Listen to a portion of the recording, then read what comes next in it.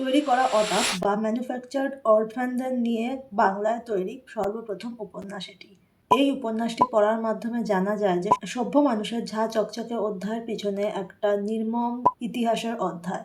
এই উপন্যাসটিতে লেখিকা সম্পূর্ণ অজানা একটা দিক তুলে ধরেছে। Hi everyone, this is Mistress World and you're of course watching Mistress World with another interesting video. I hope you are doing great in your life, and if you're new here, please do subscribe, and if you're not new, please take lots of positivity and love from my side. So অনেকদিন পরে আজকে আমি একটা বইয়ের review করছি। তো আজকে যে বইয়ের রিভিউ করব সেই বইটার নাম হচ্ছে গন্তব্য এখনো এক সভ্যতা দেরি। দেবারতী মুখোপাধ্যায় রুদ্রপ্রিয়ম সিরিজের এটি হচ্ছে পঞ্চম বই মোস্ট প্রবাবলি, কিন্তু আমার পড়া এটি প্রথম বই। এটি একটা ইন্ডিপেন্ডেন্ট উপন্যাস, সো আগের বইগুলো যদি পড়া নাও হয়ে গিয়ে থাকে এই বইটা পড়তে চাইলে কোনো অসুবিধা হবে না, মানে আগের উপন্যাসগুলোর সঙ্গে এটা কিন্তু কানেক্টেড নয় কোনোভাবেই। এটা প্রকাশিত দ্বীপ প্রকাশন থেকে। এটির প্রথম প্রকাশ করা হয় 2002 সালে ডিসেম্বর মাসে। এর প্রিন্টেড প্রাইস হচ্ছে 350।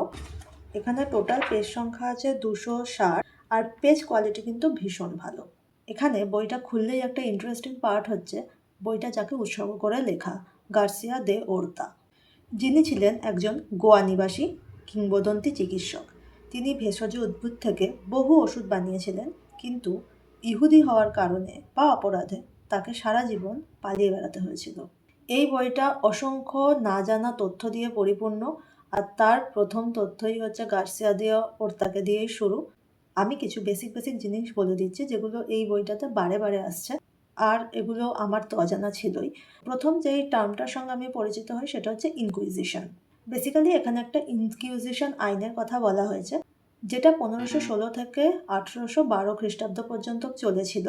এই আইনে যারা খ্রিস্ট ধর্ম মানত না তাদের খ্রিস্ট ধর্ম গ্রহণ করার কথা বলা হতো। তারা খ্রিস্ট ধর্ম গ্রহণ করার পরে যদি সেগুলো না মানতো তাহলে তাদের উপর প্রচুর পরিমাণে অত্যাচার করা হতো, যেরকম তাদের পুড়িয়ে মারা, মারধর করা, এছাড়াও অনেক রকমের শাস্তি দেওয়া হতো।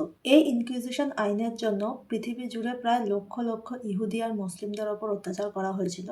আর আমাদের এই উপন্যাসের মেন পটভূমি হচ্ছে গোয়াকে কেন্দ্র করে। তো গোয়াতে এই ইনকুইজিশন আইনের জন্য প্রচুর পরিমাণে হিন্দুদের ক্ষতি হয়েছিল। নেক্সট ইনফরমেশন হচ্ছে চার্চ, চ্যাপেল, ক্যাথিড্রাল অ্যান্ড ব্যাসিলিকার মধ্যে পার্থক্য। তো চার্চ হচ্ছে যেটাকে আমরা নর্মাল ভাষায় গির্জা বলি, আর সেখানে একজন পাদ্রী থাকবেন।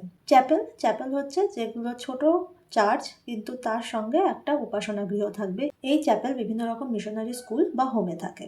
সো এরপর হচ্ছে ক্যাথিড্রাল। চার্চের প্রধান যদি বিশপ হয় তাহলে সেটাকে ক্যাথিড্রাল বলা হয়। আর ব্যাসিলিকা হচ্ছে রয়্যাল হাউস যেটা। তো এই ব্যাসিলিকার মধ্যেও আবার দুরকম ভাগ আছে, মেজর ব্যাসিলিকা, মাইনর ব্যাসিলিকা। যেরকম মাইনর ব্যাসিলিকা পৃথিবীতে 32টা, বা আমার ঠিক নাম্বারটা মনে নেই, বাট মেজর ব্যাসিলিকা 4টে আছে, আর সেই 4টেই রোমে অবস্থিত। তো এইরকম ইনফরমেশন এই বইটা পড়লে প্রচুর পরিমাণে রয়েছে। এবার আমি গল্পের ব্যাপারে কিছু বলি। এই গল্পটা মেনলি 3টে টাইমলাইনকে কেন্দ্র করে চলছিল। তার প্রথমে সেটা হচ্ছে গোয়াতে হওয়া 2টো মৃত্যুকে কেন্দ্র করে তদন্ত চলছে। এর পরের যে টাইমলাইন সেটা হচ্ছে আনুমানিক 1560 সালে একজন ইহুদি মেয়ে আর একজন বাঙালি ব্রাহ্মণ ছেলের প্রেম কাহিনী, আর তাদের প্রেমের এক নির্মম পরিণতির গল্প। নেক্সট যে টাইমলাইন মানে থার্ড টাইমলাইন, যেটা হচ্ছে আনন্দিনীকে নিয়ে। আনন্দিনী সোশিওলজিতে গবেষণা করছে, সে তার বান্ধবী রূপার খোঁজ করতে গোয়াতে এসে ঘটনায় জড়িয়ে পড়ে। তো এই উপন্যাসটি শুরু হচ্ছে যখন এক দম্পতি রুদ্র ও প্রিয়ম গোয়ায় বেড়াতে যায়। রুদ্রানী একজন পুলিশ অফিসার, তার প্রাক্তন সহকর্মী বা বন্ধু শঙ্কর গঞ্জালভেজ, যিনি হচ্ছে নর্থ গোয়ার ক্রাইম ব্রাঞ্চের এসপি। তো তিনি রুদ্রানীকে গোয়ায় থাকার সব রকম ব্যবস্থা করে দেন। গোয়ায় পৌঁছানোর পর তারা খবরের কাগজ দেখে জানতে পারে যে রুদ্রানী যেদিন গোয়ায় পৌঁছায় তার আগের দিন রাতে নর্থ গোয়ায় সেন্ট সেবিস্টিয়ান নামক একটি আশ্রমে ফাদার জেমসনের অস্বাভাবিক মৃত্যু হয়।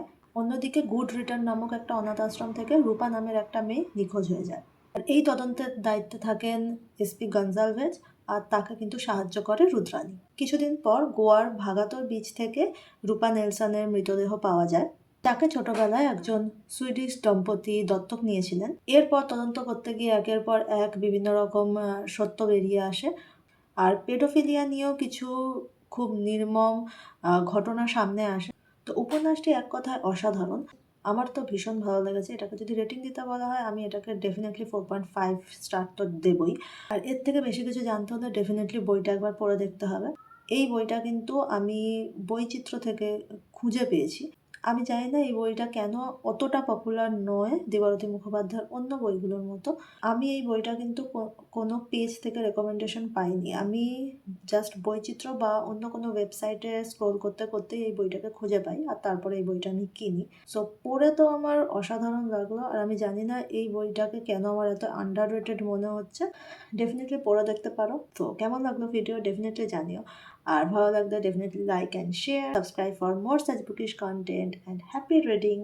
Bye.